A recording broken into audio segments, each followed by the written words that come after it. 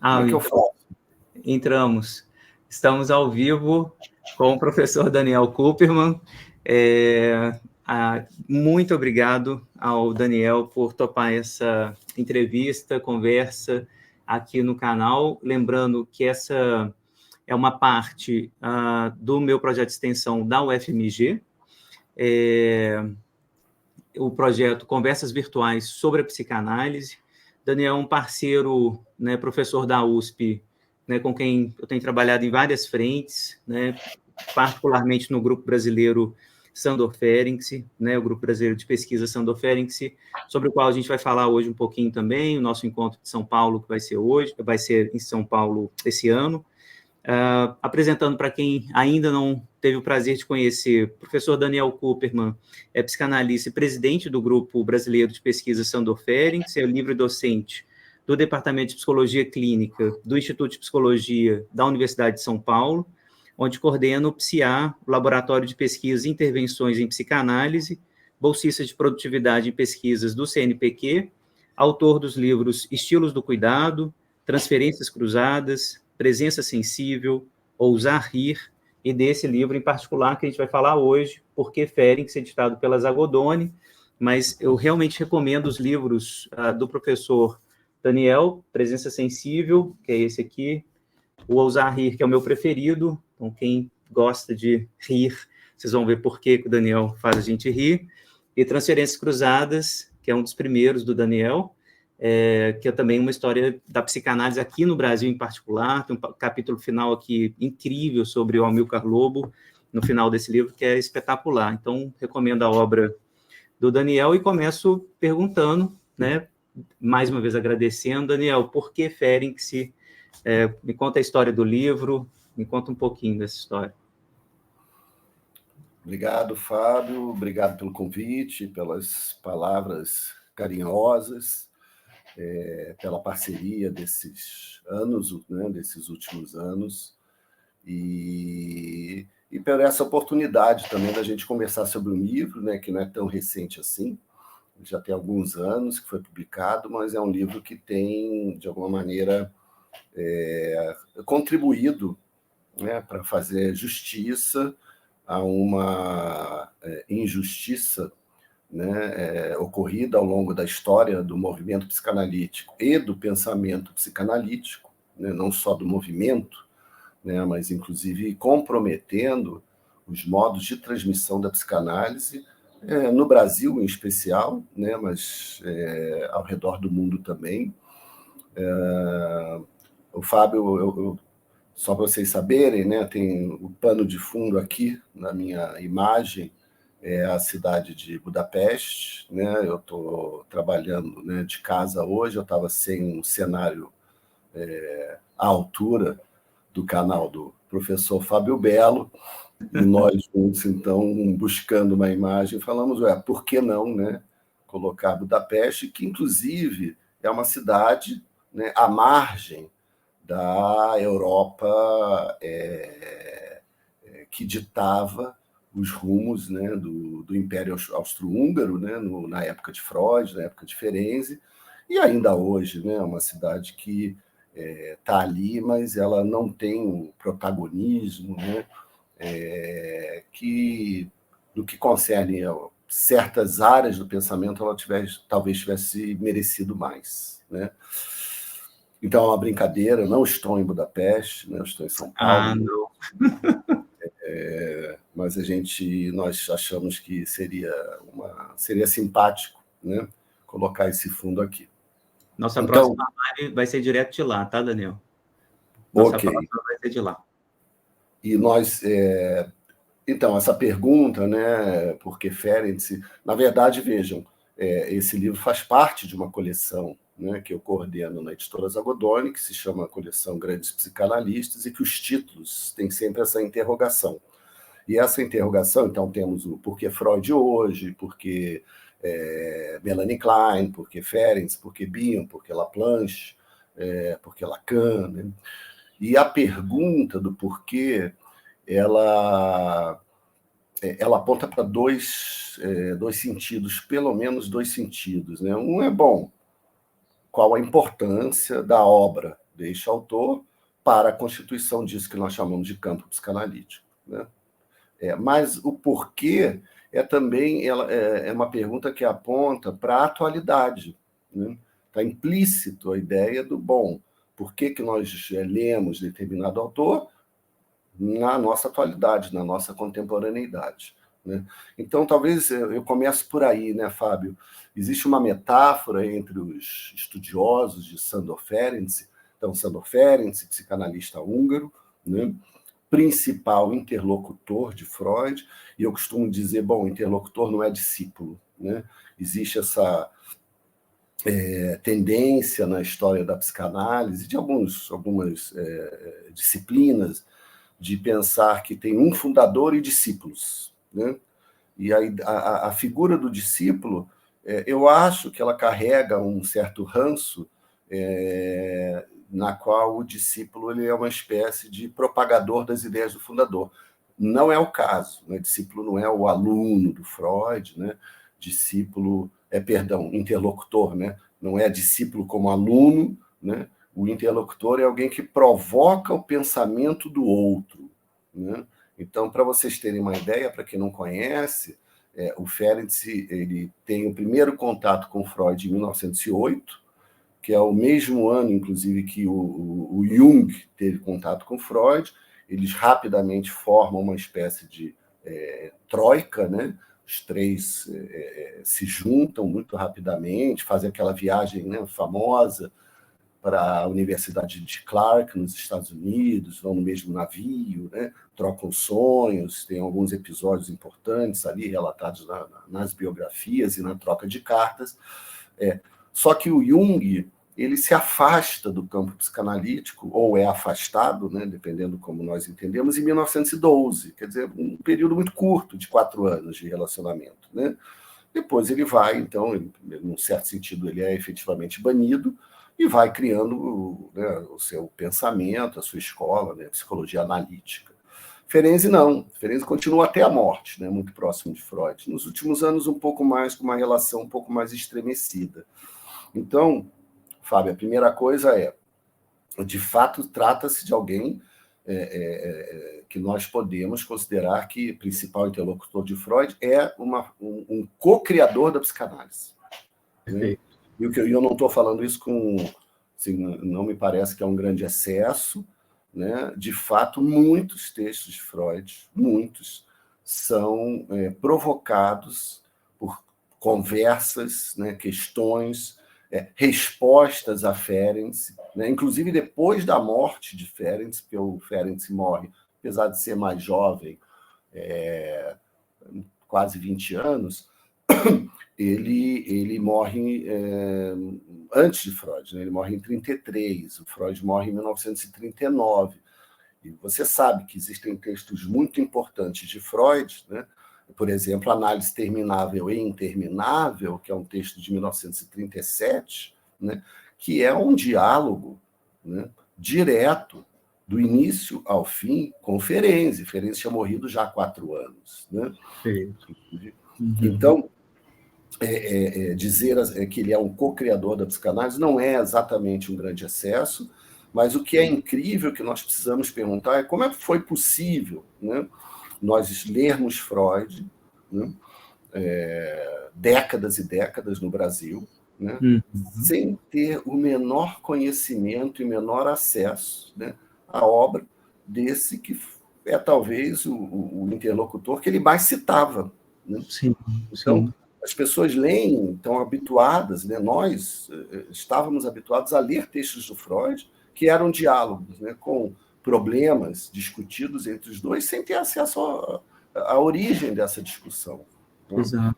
Caminhos só para citar, desculpa, caminhos da terapia psicanalítica, análise terminável e interminável, né? Toda uma discussão sobre narcisismo e onipotência, né? Toda uma discussão sobre os casos graves e as alterações do ego. Né? Então, é muito incrível isso. E a atualidade, né? Eu vou deixar você falar, porque senão a gente tem... Não, vai. Não, vou deixar você falar, professor tem esse vício, né, tomar a palavra e ir desenvolvendo, né, e gostar ter o gozo da fala. Pode ir. Não, a gente precisa perguntar a atualidade, né? Porque eu estou falando, 1908, 1912, né? 1937, isso tudo tem quase 100 anos.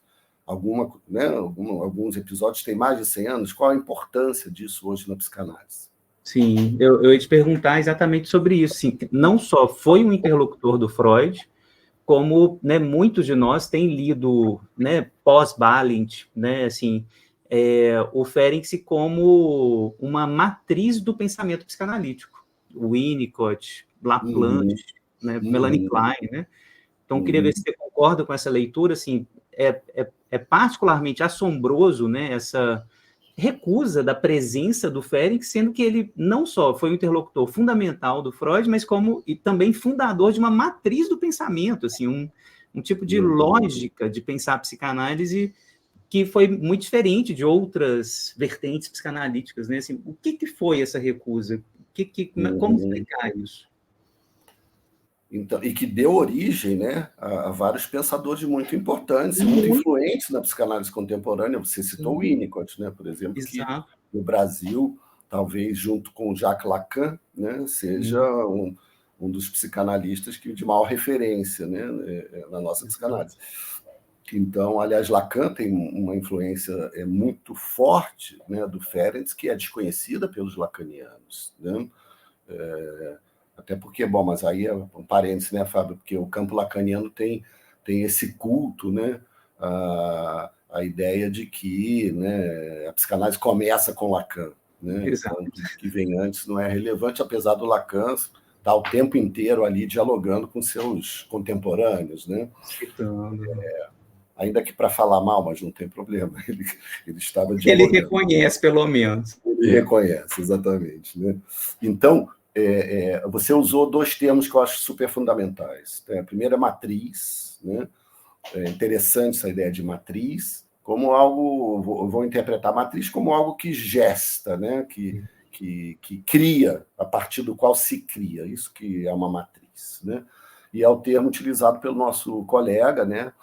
Nelson Coelho Júnior, no último livro dele com o Luiz Cláudio Figueiredo sobre adoecimentos psíquicos, né? E sobre tratamento, que a matriz ferenciana, né, como algo que inaugura, né, um ramo importante da história da psicanálise, né, para fazer alusão à metáfora do Renato Mezan, né, o tronco e os ramos, um ramo importante que é o que nós chamamos de pensamento das relações de objeto, né? Então, e que chamava-se de escola das relações de objeto, né? O Décio Gurfin, que eu proponho, que a gente chama de pensamento, né? Não tem uma escola, você tem Balint, você tem Ferenczi, né? Você tem, num certo sentido, Bion, né? Você tem os contemporâneos, por exemplo, Thomas Ogden, né? Você citou o Laplanche, quer dizer, o Laplanche um grande freudiano, né? Mas vivendo, respirando aquele espírito lacaniano, né? do tempo no qual ele viveu, e, ao mesmo tempo, né? Recuperando, a partir de Ferenczi, toda a ideia do trauma, né? Como trauma e da sedução. Originária, né? Isso, constitutiva da nossa subjetividade. Muito bonito, né? Esse trabalho do Laplanche. Então, e a outra palavra, né, que você usou é recusa. Né? Recusa, você não usou ingenuamente, né? Você podia ter falado recalque. Recusa, né? Recusa é um mecanismo, né, que o Freud escreve lá quando ele fala do fetiche, né? A recusa da castração, né? Feminina, do fetichista, a Verleugnung, né? Em alemão é a palavra Verleugnung, que é a palavra central do pensamento ferenciano, né? Que nós traduzimos por desmentido. Exato. Na medida em que ali o Leugnen em alemão é mentira, né? Quer dizer, mentira. Então, o desmentido, que é um desmentido, a gente poderia dizer, Laplanche fala, existem os recalcados da história da psicanálise, né? Mas o recalcado, ele retorna. O que aconteceu com Ferenczi e com outros autores, mas pela pela primazia, né, pela importância do Ferenczi, isso é absolutamente chocante, né, é o que os autores chamam de morte pelo silêncio. Né? Então, ele, a partir dos anos 1930, ele de fato falece, mas ele sofre, né, esse processo ativo de afastamento, ou seja, não se traduz os textos dele para o inglês. Você sabe que não existe o que nós chamamos, né, no Brasil de obras completas, psicanálise 1, 2, 3 e 4, que veio da França, nos Estados Unidos não existe, até hoje. Em inglês não existe. Imagina, inglesa. É incrível. É incrível. Agora, né, a International Sandor Ferenczi Network, né, que é essa rede internacional de pesquisadores, de psicanalistas que se dedicam, né, muito à obra de Ferenczi, tá organizando uma coleção em 10 volumes.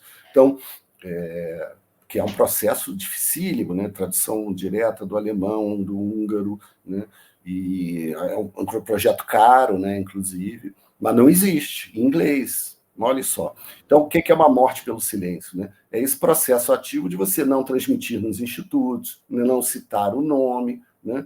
E isso vai produzindo, né, algo que é diferente do recalcamento, e que eu, né, junto com nossa colega, né, Patrícia Morim, sugerimos chamar do desmentido na história da psicanálise. Né?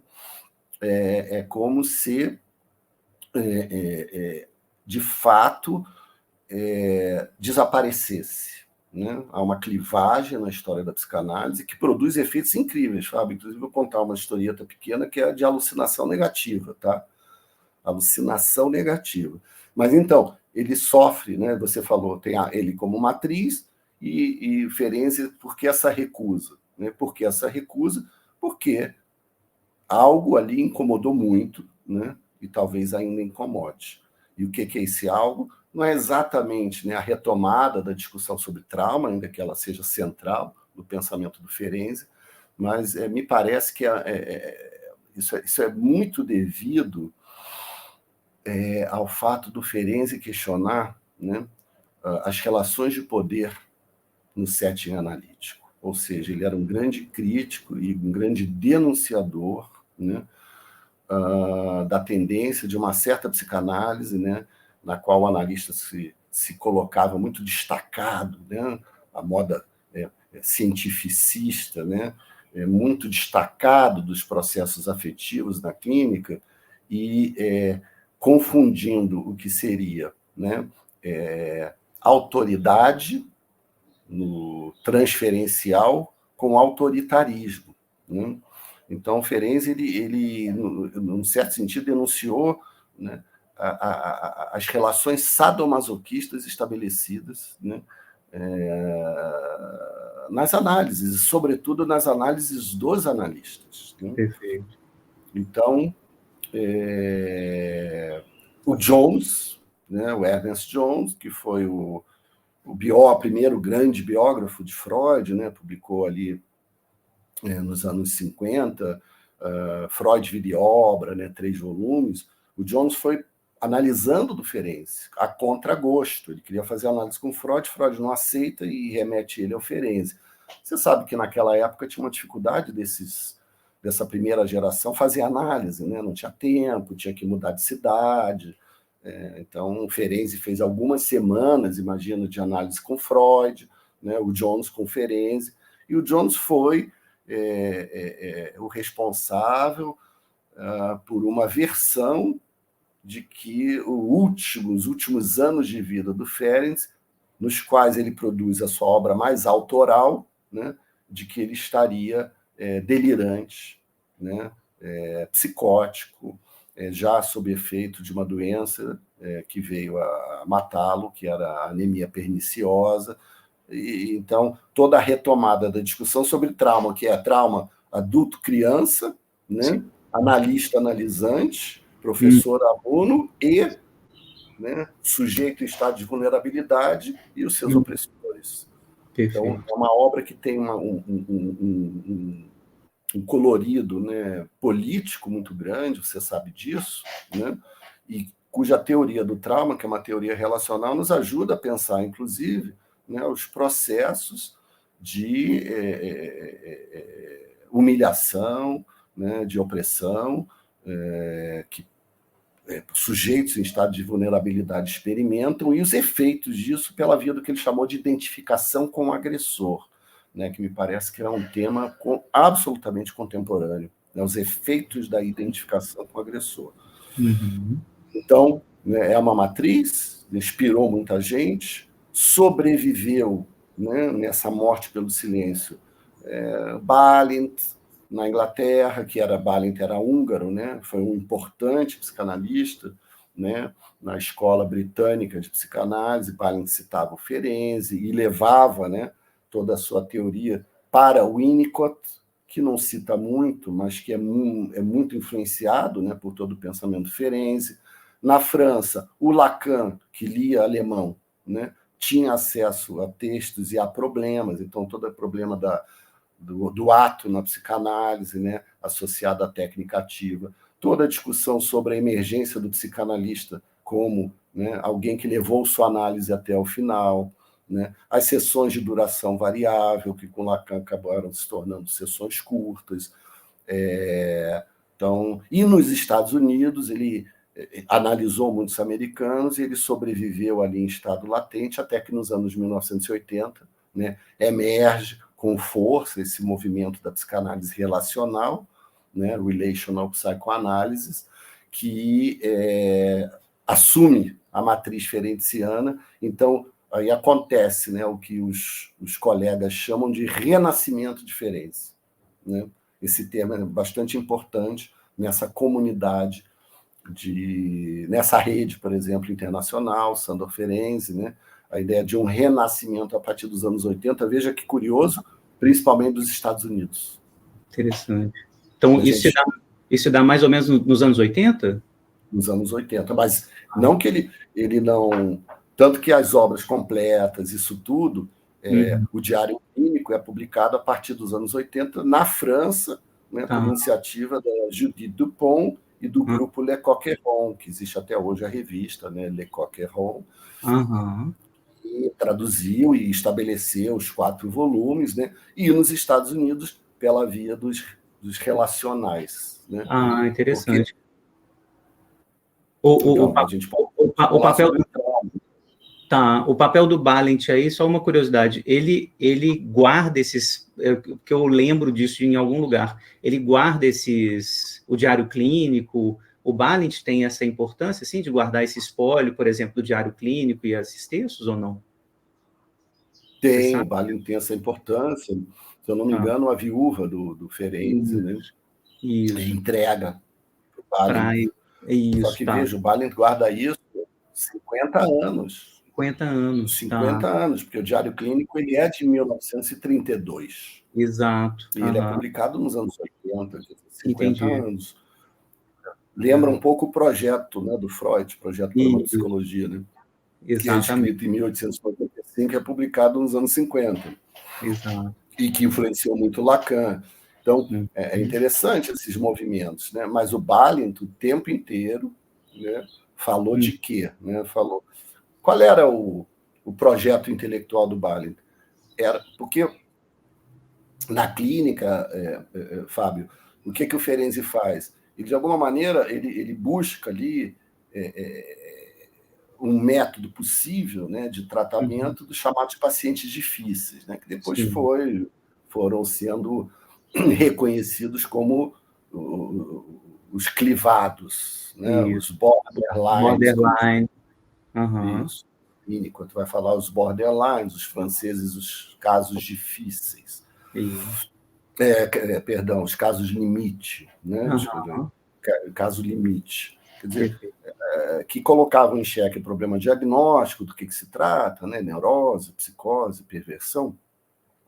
Então, ele vai desenvolvendo um modo de tratar esses pacientes, e a partir da teoria do trauma, ele chega em 2 figuras, né? Regressão e o brincar, né? Que são exatamente as 2 figuras da clínica winnicottiana, né? Que o Winnicott fala regressão à dependência, né? e o playing, né? Quer dizer, o brincar em análise. né? O último livro de Winnicott, belíssimo, né? Brincar em Realidade, né? Playing a Reality. Bom, tá lá, quer dizer, o Freud, o Ferenczi é categórico, né? Análise pelo brincar. Né? Análise da criança com o adulto, né? Tem esse título, um dos artigos dos últimos, né? Dessa série aí dos últimos geniais dele, que é a análise da criança com o adulto.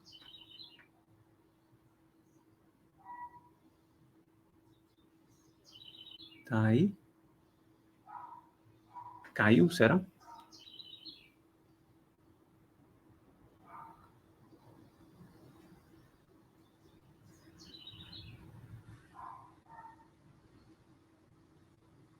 Oi, Fábio. Travou, né? Voltou. Você falou, né? Análise de crianças com adultos, né? Isso. Que é um título, é uma tradução que não é muito explícita. Na verdade, assim, é a análise da criança, né, no adulto. Análise da criança no adulto? A Letícia está falando aqui, análise de adulto com criança. Acho que não, hein? Acho que na edição brasileira é análise de crianças com adultos, a tradução. Tá. Mas a ideia é a análise, né, da criança que existe no adulto. Adulto, exatamente. A ideia é essa.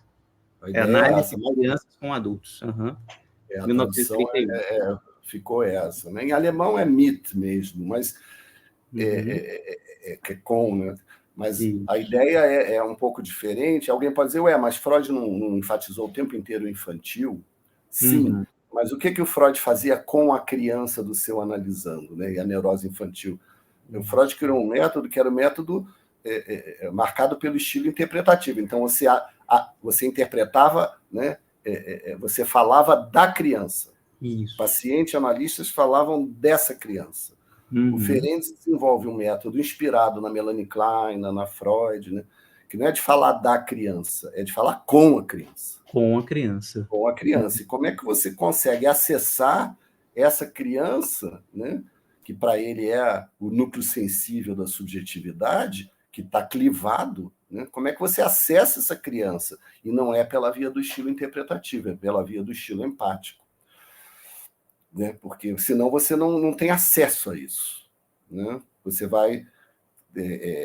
na linguagem winnicottiana seria uma análise que gira em torno do falso self. Né? Vamos nós, analista e paciente, analisando, falando, mas sem nenhum contato com o núcleo sensível, que é da onde vem a possibilidade de criação, mudança e transformação. Exato. Então, eu já nem me lembro porque que a gente foi chegar na análise de crianças com adultos. Né? Estamos em livre associação. Pois é. É muito prazeroso, né, Fábio? É muito prazeroso. Exato. Uma das influências assim notáveis, eu lembro que um dos pontos da livre associação foi associar com o Winnicott, né, regressão e o brincar. Isso leva a gente, né, para pensar na criança dentro da análise do adulto, né? Lembro que no seu livro, né, no Porquê Ferenczi, assim, quero realmente recomendar a leitura do capítulo 3, que é a leitura do Desmentido. A Verleugnung está toda muito, muito bem descrita aqui. E queria que você comentasse para a gente, Daniel, assim, que eu acho que é um dos pontos mais bonitos do seu texto, né, assim, a leitura que você faz bem didática do Ferenczi, a partir ali da página 57, quando você explica os 3 tempos do trauma, que eu acho que é Vou te pedir para explicar isso, né? O que é isso? O que são os 3 tempos do trauma? E te perguntar também o seguinte, você levantou uma hipótese que eu acho, né, absolutamente correta, sobre esse desmentido, essa recusa do Ferenczi ao longo da história da psicanálise, que é essa história maluca do Ernest Jones, né? Essa fofoca.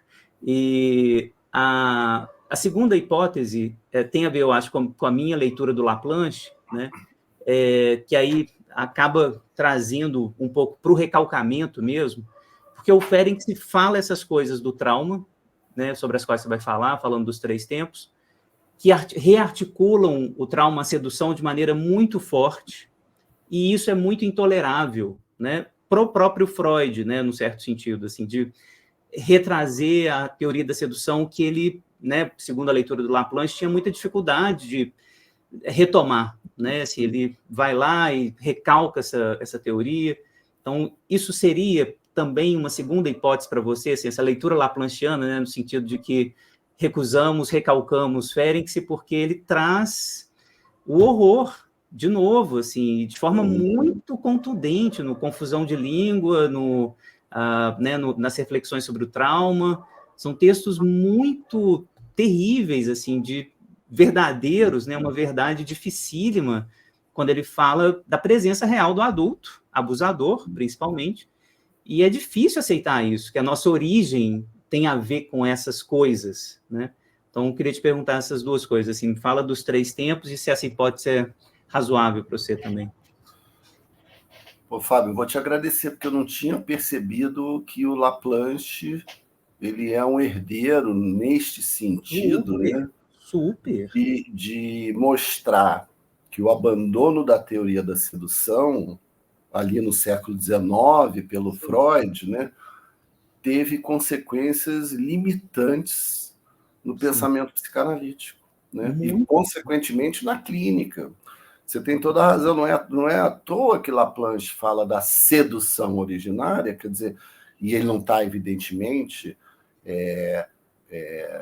retomando a teoria da sedução como ela foi formulada pelo Freud, assim como o Ferenczi não estava retomando a teoria da sedução, né, quando ele propõe a sua traumatogênese, né, que é a teoria do trauma, de como o trauma vai se fazendo, né, em tempos. Né? Então, Laplanche é um herdeiro, você tem toda a razão, nesse sentido de... Porque ambos, né, a teoria da sedução, ela tinha um componente, né? Isso que me parece.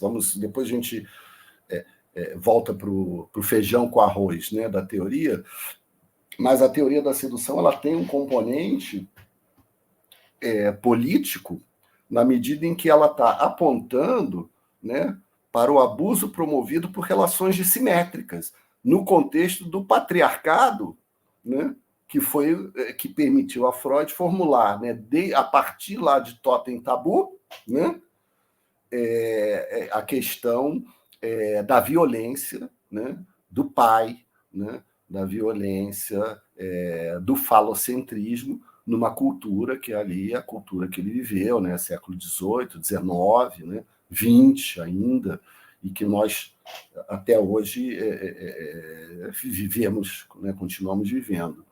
Então, essa cultura falocêntrica e suas guerras, né, Fábio? E suas guerras, considerando que o Laplanche é um autor mais, né, pós-Segunda Guerra Mundial, né? Mas o Freud e o Ferenczi viveram a Primeira Guerra, e a Primeira Guerra Mundial, de 14 a 18, ela influenciou muito o pensamento dos dois, né? Freud com a pulsão de morte, a partir de 1920, né? E o Ferenczi com o resgate de toda a teoria do trauma, né? Então, na verdade, o que eu queria dizer é que agora eu entendo, né, o quanto esses dois autores e outros, né, perceberam que, com o abandono da teoria da sedução, havia ali uma tentativa de salvar o patriarcado. Exato. Exatamente. Totalmente. E os comentadores falavam de uma outra maneira, né, que é salvar o pai. Salvar o pai. Salvar o pai. Mas salvar o pai é tentar entender, né, de alguma maneira, que houve ali um limite, né, do pensamento freudiano, que é um limite, enfim, é um homem do seu tempo, e foi até onde... E foi longe demais, é incrível, né, o que Freud fez. É muito incrível. Totalmente. Né? Muito incrível a posição de descentramento dele para poder pensar o que ele pensou, né? O sujeito do inconsciente, tudo... né? De certa maneira, romper com a moral, né? Mas até um certo ponto. Né? Então, dito isso, então, não tinha pensado, né? Laplanche com realmente, né, sedução originária, né? E o quanto nós estamos o tempo inteiro tendo que nos haver com os efeitos, né, das relações de poder sobre as subjetividades, né? Perfeito. E o quanto isso pode ser potente, o quanto isso pode ser absolutamente patologizante, né? Imitador da potência de cada um de nós. Então, dito isso, você falou do livro, né, e do capítulo 3, que realmente ontem eu estava no SEBRAP discutindo com sociólogos, né, e a nossa colega Heloísa Abdala, eles estão discutindo psicanálise e sociologia, né, tentando pensar questões contemporâneas, e não conheciam Ferenczi, e discutimos esse capítulo, né, exatamente o capítulo sobre trauma. Agora, no Brasil, eu queria dizer isso, né? Ainda que o Porquê Ferenczi tenha se tornado um livro de referência, né, nós temos um time bacana de autores que vem trabalhando, livros importantes, né? Vou citar aqui a Jo Gondar, né, a Eliana Reis, do Rio de Janeiro, o Eugênio Canezinho da Molinha, aqui de São Paulo, né, o Gustavo Ding Gomes, né, e fora a geração que foi responsável, né, por, desde os anos 90, 1990, trazer, né, o Ferenczi para o Brasil, com Tereza Pinheiro, Joel Birman, Chaim Katz no Rio de Janeiro, Luiz Cláudio Figueiredo, Renato Mezan aqui em São Paulo, né, e outras iniciativas assim um pouco mais pontuais. Então é interessante, porque o Ferenczi ele retorna ao cenário psicanalítico pela via universitária. Muito interessante. Não havia lugar nas sociedades de psicanálise tradicionais, tampouco nas lacanianas, né? Então, ele entrou pela via universitária. Né? Isso é um dado histórico importante. Muito importante, né? Nós que somos, né, da universidade também, né? Então, a importância da universidade na riqueza da psicanálise brasileira é impressionante, né? O que se pôde pensar sobre psicanálise na universidade. Então, eu quis dizer isso para não ficar como se... É claro, né? Nenhum livro ele aparece, né, exatamente do nada, né? Na verdade, um livro é uma espécie de árvore genealógica, né, que a gente vai testemunhando, né, e reconhecendo e avançando. Né?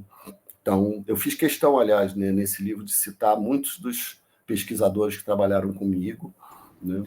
E como é uma livre docência, né, uma matéria de livre docência, você tem muita gente da nova geração, né, que está trabalhando isso, e os últimos 5 anos foram muito importantes, né, para a visibilidade que o Ferenczi ganhou, né, na nossa psicanálise, em função muito do trabalho, né, desse grupo do qual nós fazemos parte, que é o Grupo Brasileiro de Pesquisa Sándor Ferenczi. Eu acho importante, né, a gente situar que nenhum autor ele se impõe, né, somente pela sua genialidade, né? Ele se impõe na medida em que a gente consegue constituir uma massa crítica, né, e é um ato político também, né, quando você muda, e nós mudamos o cenário da psicanálise brasileira. Total. 5 anos, né, mudamos o cenário. Né? Fala-se, hoje em dia, as pessoas... A gente impõe, né? As ideias são impostas, né? Ninguém quer ser perturbado, né? A gente tende a ficar na nossa comodidade, no nosso conforto, que a gente já sabe. Né? Então, um novo autor, que no caso é um novo, né, antigo, né, ele aparece quando um certo grupo tem a força de impor o seu pensamento, né? Sem, claro, que o pensamento tem que ter sua importância. Então, por que Ferenczi? Porque ele ajuda a pensar a atualidade, e a atualidade está vinculada ao trauma. Quer dizer, falar de Ferenczi é falar dessa teoria do trauma. Deixa eu respirar um pouco. Ótimo. Perfeito. Não, gostei muito. Só um dos nomes importantes também, a Letícia lembrou aqui, Felícia Noblor, né, que também foi uma das, né, iniciadoras aí, perto da Tereza Pinheiro também. Enfim, foram muito curiosa essa história, interessante esse dado histórico mesmo, assim, de que o Ferenczi, no Brasil, pelo menos, ele vem pela via universitária, né, e com você, a Eliana Schuller Reis e a Jo Gondar, né, em especial, como eu localizo um pouco na história, assim, ele vai ganhando uma potência, inclusive na pós-graduação, né, os trabalhos que vocês orientaram e tal, e eu acho que isso determinou mesmo, assim, eu acho agora, né, um encaminhamento, assim, da circulação das ideias do Ferenc, sabe? Mais publicações, né, os livros incríveis, né, do Gustavo, do Eugênio, então, assim, que situam muito, né, historicamente, o pensamento dele. Então, de fato, agora, eu acho que a gente está se colocando na conversa, né, assim, o Félix é um convidado, ele não está mais nesse lugar do louco, né, que está lá, né, enfim, é outro lugar. E vários outros, porque se a gente for listar aqui, a gente não vai parar de falar nomes, né? Não tem, né? Renata Mello, da PUC, o Júlio Wertzmann, a Flora Tucci, vários livros, né, que vêm sendo frutos de pesquisas acadêmicas, sobretudo, né? Perfeito.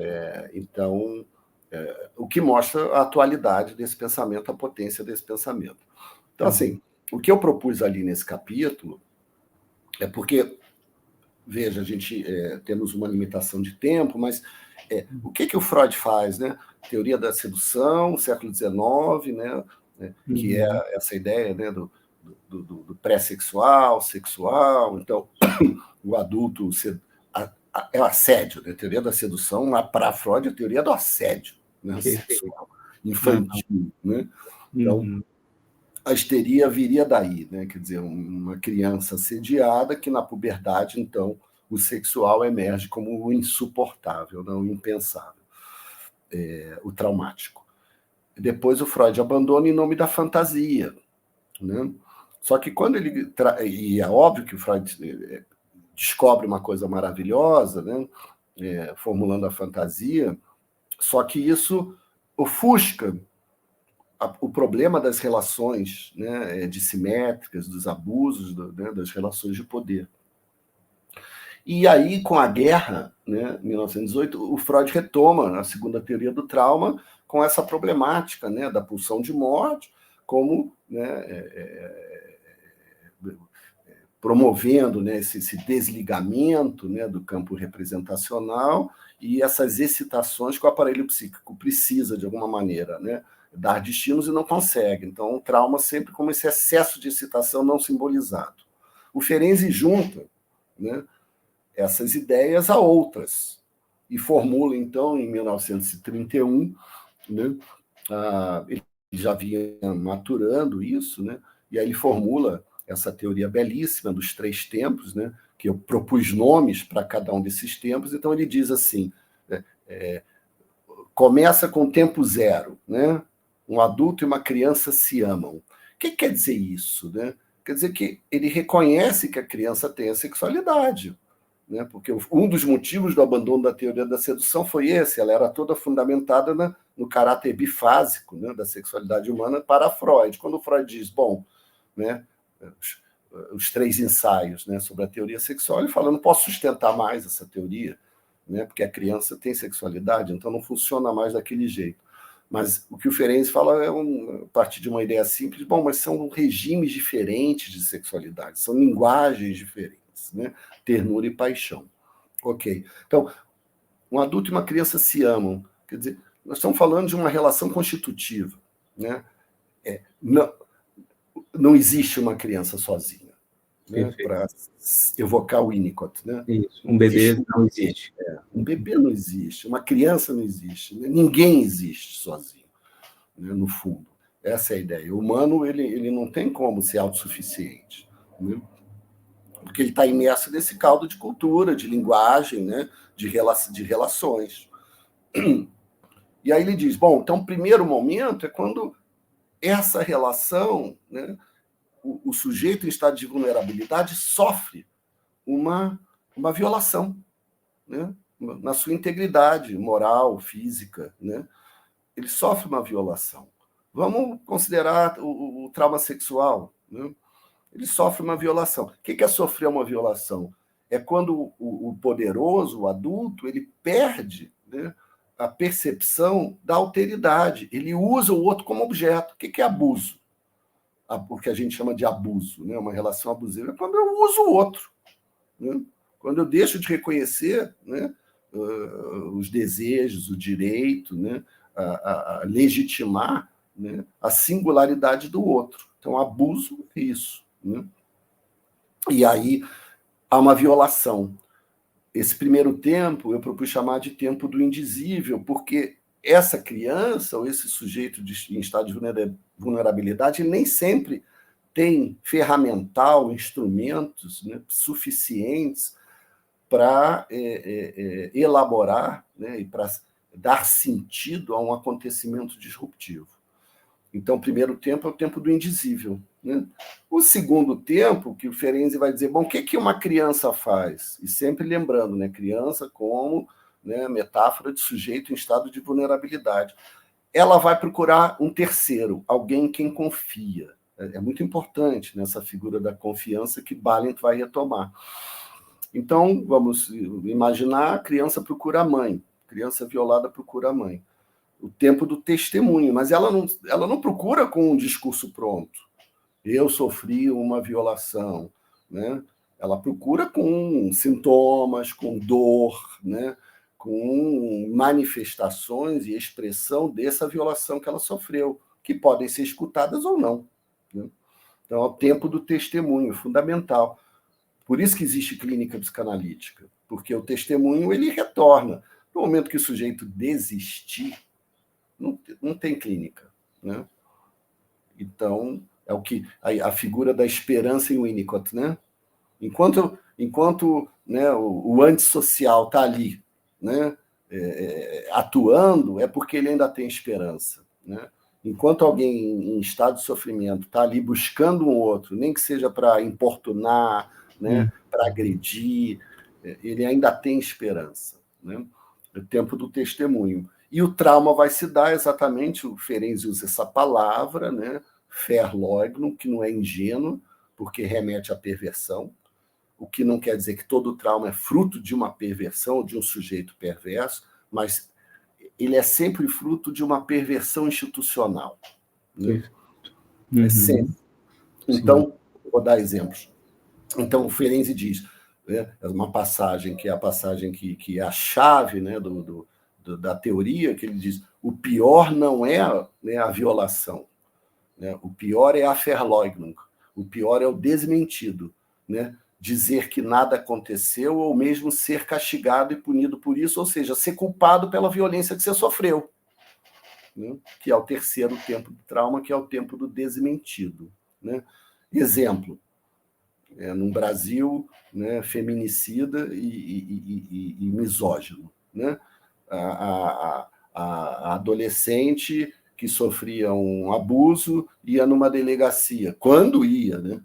Ou, né, a enteada que sofria abuso ia falar com a mãe. Perfeito.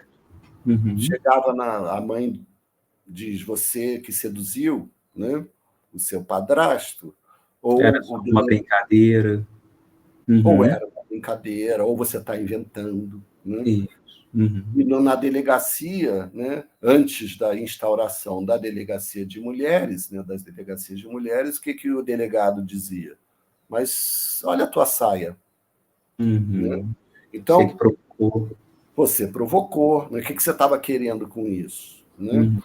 Então, são exemplos, né, de desmentido, mas a gente teria inúmeros exemplos, como a fala não existe racismo no Brasil. Né? Veja, que o ex-vice-presidente, né, declara na época da pandemia, né, onde o Floyd foi assassinado nos Estados Unidos e algum tempo depois no Brasil um homem negro foi assassinado no supermercado. E o vice-presidente diz, não há racismo no Brasil. Quer dizer, é algo que deixa, né, o sujeito, e aí todo um povo, né, absolutamente sem chão. Né?